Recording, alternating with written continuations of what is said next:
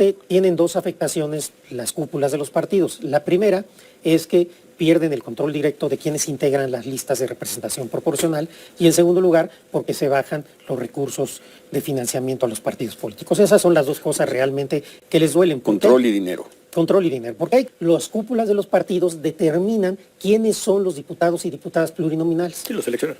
Los seleccionan, son las cúpulas de los partidos. Tenemos muchos casos de legisladores, de legisladoras que nunca han ganado una elección y siguen yendo y pasan los años y siguen siendo senadores o diputados, sin haberse ganado nunca el voto popular. No va a tener menos diputados el PAN o el PRI, van a tener los mismos.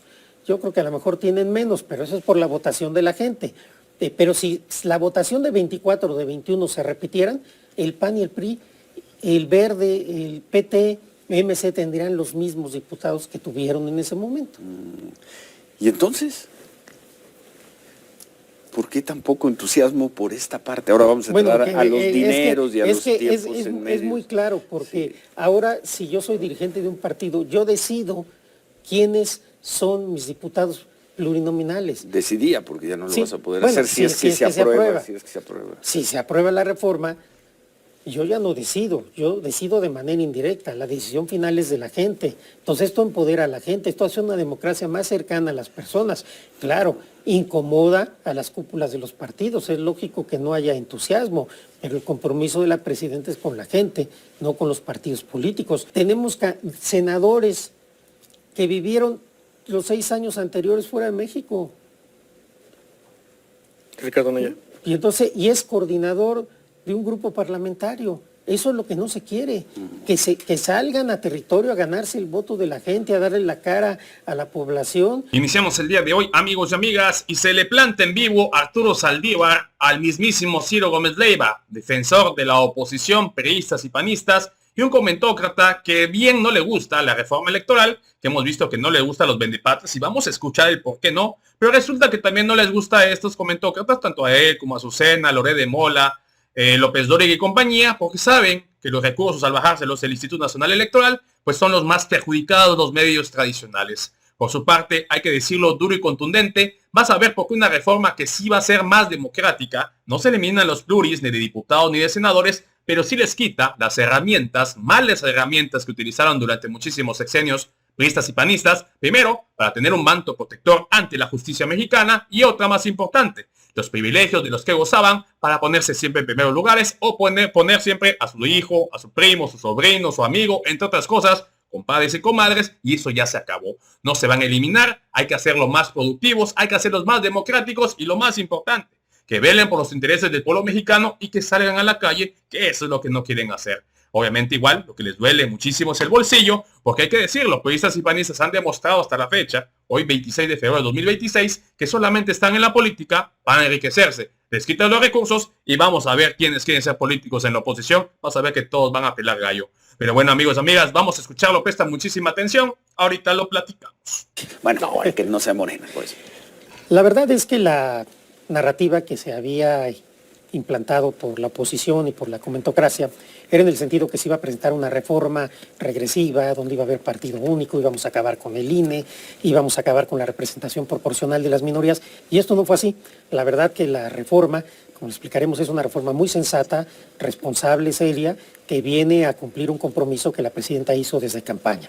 ¿Por qué no ha sido saludada de la manera que debería ser por los partidos políticos? Porque realmente tienen dos afectaciones las cúpulas de los partidos. La primera es que pierden el control directo de quienes integran las listas de representación proporcional y en segundo lugar porque se bajan los recursos de financiamiento a los partidos políticos. Esas son las dos cosas realmente que les duelen. Control y dinero. Control y dinero. Porque hay que decir con toda claridad, y la presidenta ayer lo dijo, fue muy enfática, la fórmula de representación proporcional, de asignación de las curules en la Cámara de Diputados no cambia, es la misma. Hoy, por ejemplo, el periódico Reforma en su primera página miente descaradamente, dice que con la reforma de pasar va Morena por todo y que cambiaría la representación de Morena en la Cámara de Diputados, que se haría más grande de lo que es ahora. Eso es falso. Una proyección la que hace. No, pero es una proyección equivocada, porque la fórmula es la misma. Si se aprobara la reforma y esta reforma se hubiera aplicado en 2024, 2021 y en las elecciones anteriores, cada partido tendría las mismas curules. Eso no cambia. Lo único que cambia son los nombres de quienes integrarían la Cámara de Diputados. Es decir, si se aprueba la reforma, los diputados que va a tener cada partido y diputada son los mismos, eso no cambia. Se respeta la representación de las minorías como se ha hecho hasta ahora. Lo único que sucede es que hasta hoy las cúpulas de los partidos determinan quiénes son los diputados y diputadas plurinominales. Sí, los seleccionan. Los seleccionan, son las cúpulas de los partidos. Tenemos muchos casos de legisladores, de legisladoras que nunca han ganado una elección y siguen yendo y pasan los años y siguen siendo senadores o diputados, sin haberse ganado nunca el voto popular. Lo que se busca ahora es que esas listas de los partidos, esos diputados o diputadas de los partidos, tengan una relación más directa con el voto popular. Es decir, que la gente decida qué candidatos del partido de su preferencia deben tener la representación proporcional, pero no se cambia la integración de la Cámara de Diputados. O sea, van a ser 500 diputados. 500 diputados. 300 los que ganen en cada uno de los distritos. Y los otros 200 es la misma proporción que tienen ahora, en la misma fórmula. ¿Qué cambia? Que ya no va a haber una lista que pongan los partidos. Por circunscripciones. Sí, ahora se decidirían de dos maneras. La mitad de los candidatos que hubiera ganado, del número de curules que hubiera ganado un partido, se asignarán por sus mejores perdedores en porcentaje. ¿Qué quiere decir esto? Que de los candidatos que participan en los distritos para competir por mayoría relativa, si al partido le tocan 10 diputados, 5 de esos diputados serán los 5 candidatos o candidatas que tuvieron el mejor porcentaje de votos de ese partido. Y la otra mitad va a ser una lista que cuando tú llegas a votar, por ejemplo, votas por el Partido Verde, votas por tu candidato o candidata del Partido Verde para ser diputado o diputada de tu distrito. Y al mismo tiempo, del Partido Verde, eliges un hombre y una mujer de la lista. Y entonces, el Verde tendrá los mismos, el que tú quieras, de la lista. Es decir, los partidos políticos siguen conservando la facultad de nombrar sus candidatos a distritos uninominales y sus candidatos de la lista, pero ya no deciden en qué número entran. Eso lo decide la gente. Ahí viene una de las primeras dudas. Sí. A ver, quien gane su distrito, el partido que sea, va a la Cámara de Diputados.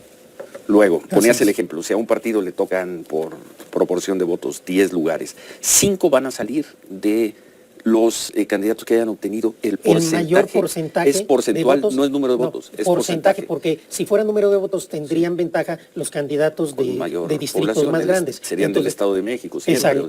Pero entonces, vamos a suponer, si de los candidatos que no ganaron, el que tuvo el porcentaje más alto, ponle, fue 39.7%, ¿ese entra? Ese entra como el primer lugar en la lista de los diputados de representación proporcional de ese partido. Los 5 porcentajes más altos. Sí, si fueran 10 diputados que le tocaran. ¿Va a ser proporcionalmente hombre-mujer o no? Habría que ver también el tema de paridad. Es que ahí empieza. Ahí ese es otro tema. Llaman hoy el galimatías. ¿El qué? El galimatías. Bueno, la paridad de género siempre se tiene que conservar y lo establece la... Entonces es porcentaje, no es número de votos, es porcentaje de los, aunque suene feo, de los perdedores. Sí, de los segundos mejores resultados, digámoslo, para que no suene mal. Y después, los otros 5, en el ejemplo que pusimos, entran de aquella lista del partido, un hombre y una mujer, que haya elegido la ciudadanía. O sea, yo voy a llegar a la casilla y voy a tener una lista de cada partido. Sí, tú vas a tener, tú votas por tu partido, el que quieras, y junto tienes tu lista, por ejemplo, de 20 nombres. Pero van a venir en la vienen la ahí junto. No es un acordeón, como se está diciendo, como el acordeón.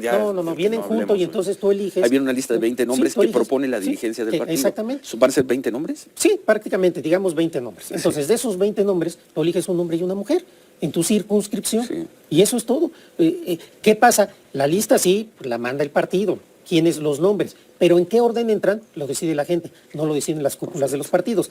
Ese es el primer tema que causa incomodidad y es lógico a las dirigencias de los partidos porque pierden el control directo de quienes entran en su lista de plurinominales, que ahora ya no serían plurinominales, son diputados o diputadas de representación proporcional. O sea, entran a la Cámara de Diputados, primero los que ganen. Sí, luego los algunos mejores segundos lugares y luego los que sean votados de una lista que proponga el propio partido. Exactamente. Eso es. Cámara de Diputados, a muy grande rasgos. Pero muy importante decirlo, no cambia la proporción que cada partido le tocan. Esa es la misma que hay hasta ahora. Eso es importante decirlo. Entonces, por eso decía que esta cuestión del Reforma no es que está haciendo una proyección, está mintiendo, porque no cambia, no cambiaría cuántos curules le tocan a cada partido. Cambiarían solamente quiénes serían los nombres de esas curules. Sin embargo, sí habrá un porcentaje de sobrerepresentación. Lo que pasa es que no hay sobrerepresentación porque la sobrerepresentación es al partido y eso seguirá prohibido. No puede haber sobrerepresentación de un partido político. Lo que sucede es que la sobrerepresentación se aplica a los partidos, no a las coaliciones electorales. Tan es cierto que no hay sobrerepresentación que hoy aquí Arturo Escobar dijo, en principio, no estamos de acuerdo con la reforma. Y esto no sería posible si hubiera una sobrerepresentación de una coalición. Lo que tuvimos fue una coalición electoral, no legislativa. A ver. Tenemos que hacer, acuérdate que tenemos que hacer pausas. Si Morena, vamos a poner un ejemplo.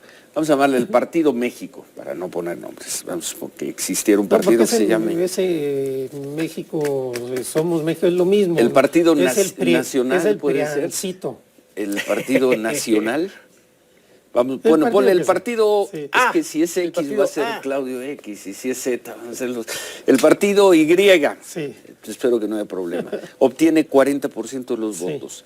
Proporcionalmente, ¿cuántos diputados le corresponden? Hay que ver el porcentaje de la fórmula que está actualmente en la ley. Eso es lo que hay que asimilar. Yo no tengo en este momento la respuesta de cuántos le tocarían, pero hay una fórmula. Pero le toca más del 40%. Tiene 40% de los votos. Sacó exactamente el 40% de la votación. No, lo primero son cuáles son los diputados que le tocan de manera de mayoría relativa. Sí. Y después de eso, dependiendo de la votación general, se van asignando de acuerdo a la fórmula cuántos diputados de representación proporcional le tocan a cada partido. Entonces depende no solamente de qué votación tiene un partido, sino qué votación tienen todos los partidos para que a partir de ahí se vaya haciendo la asignación de la fórmula que establece la ley. Si ahorita me pones que yo descifre la fórmula, no podría hacerlo, pero lo único que hay que decir es que es la misma fórmula que se ha venido aplicando en todas las elecciones, no cambia, no va a tener menos diputados el PAN o el PRI, van a tener los mismos. Yo creo que a lo mejor tienen menos, pero eso es por la votación de la gente. Pero si la votación de 24 o de 21 se repitieran, el PAN y el PRI, el Verde, el PT, MC tendrían los mismos diputados que tuvieron en ese momento. ¿Y entonces? ¿Por qué tan poco entusiasmo por esta parte? Ahora vamos a entrar a los dineros y a los tiempos en medio. Es muy claro, porque ahora si yo soy dirigente de un partido, yo decido quiénes son mis diputados plurinominales. Decidía, porque ya no lo vas a poder hacer si es que se aprueba. Si se aprueba la reforma, yo ya no decido, yo decido de manera indirecta, la decisión final es de la gente. Entonces esto empodera a la gente, esto hace una democracia más cercana a las personas. Claro, incomoda a las cúpulas de los partidos, es lógico que no haya entusiasmo, pero el compromiso de la presidenta es con la gente, no con los partidos políticos. Por eso se dice, ¿y qué va a pasar si los partidos aliados no aprueban la reforma? Pues no va a pasar nada, la presidenta habrá cumplido su compromiso de campaña en los 100 puntos de su programa de gobierno, porque ella ha dicho de manera muy clara, los principios no se negocian. Ella tenía este compromiso y el lunes cumplirá con la iniciativa a la cual se comprometió. Después ya le tocará a los partidos, a los aliados y a los demás, reflexionar si acompañan o no acompañan la reforma y será la gente la que juzgue esta actitud de los partidos en la próxima elección. ¿Quieren que el poder pase a la gente o quieren seguir teniendo el poder las cúpulas de los partidos? Esa es la definición, que no engañen diciendo otras cosas. La reforma es muy seria, es muy responsable, es muy ponderada. En el voto de la gente tenemos senadores que vivieron los 6 años anteriores fuera de México. Ricardo Anaya. Y es coordinador de un grupo parlamentario. Eso es lo que no se quiere, que salgan a territorio a ganarse el voto de la gente, a darle la cara a la población y que la gente vote por las mejores opciones. Eso es lo que se busca. Oye, de movimiento, no va a ser fácil que pase esta reforma por lo que estamos viendo jueves. Así es. ¿Quién sabe qué pasa en las próximas semanas? Al día de hoy no parece fácil que la vayan a aprobar. No va a ser fácil, la presidenta lo sabe, pero ella tiene un compromiso, y ha dicho, como lo manifesté hace un rato, los principios no se negocian. Ella habrá cumplido el compromiso que hizo en sus 100 puntos de presentar una reforma y ya los partidos definirán si están con la gente o si están con las listas y con las cúpulas de poder, si están por un gasto más austero para que todo ese dinero se pueda llevar a mejores causas, o siguen aferrados a los privilegios económicos y de control de las cúpulas del poder. Será decisión de cada uno y tendrán en su caso pues que responder de esos votos ante la gente. Desde un punto de vista ético y democrático, porque lo que estamos viendo son descalificaciones, las hacían antes de que se presentara la reforma. Y ahora, como la reforma no respondió a los fantasmas que ellos hicieron, entonces ahora siguen descalificándola, pero la verdad, sin realmente hacerlo sobre lo que se está proponiendo. A ver, que se discuta cuáles son las desventajas de que las cúpulas del poder de los partidos ya no tengan las listas. ¿Cuáles son las desventajas de hacer una democracia eficaz pero menos onerosa?